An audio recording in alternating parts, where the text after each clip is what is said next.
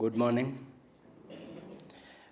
Officers in critical government departments have recently been accused of perpetrating corrupt deals.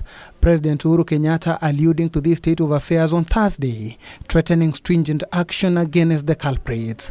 For those who made the approvals, we are not just going to punish those who built, because I know in many instances, many of them are claiming they were given permits. But those permits and whatever they were given illegally, but they were given by government officers.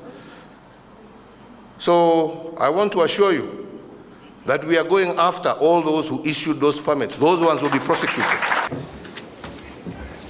Hours after this groundbreaking statement from the head of state, agencies tasked with the responsibility to fight sleaze in the country swiftly swung into action. The police department now announcing that it is going after persons who superintended over the issuance of irregular land documents and subsequent approval of constructions on such land. The person who was involved in the approval of these documents will face prosecution.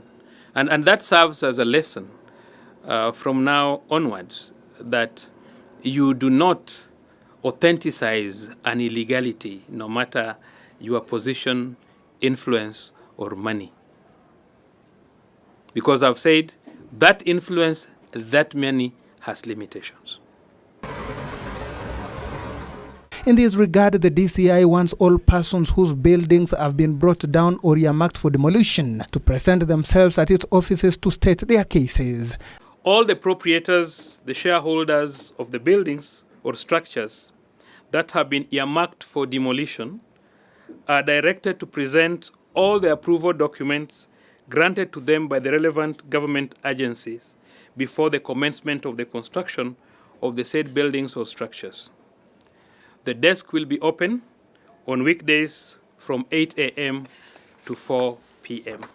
The ultimatum coming, even as the Ethics and Anti-Corruption Agency instituted probe into graft-related affairs at the Ministry of Environment. EACC Chief Executive Alake Wako disclosed that he will particularly narrow down to the systems and practices which could have facilitated fraud in the ministry. The Commission has from time to time received reports related to corruption and unethical behavior in the Ministry of Environment and Forestry.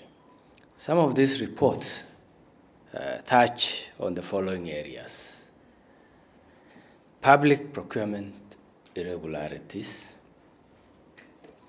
bribery, fraudulent acquisition and disposal of public property, and conflict of interest, among others.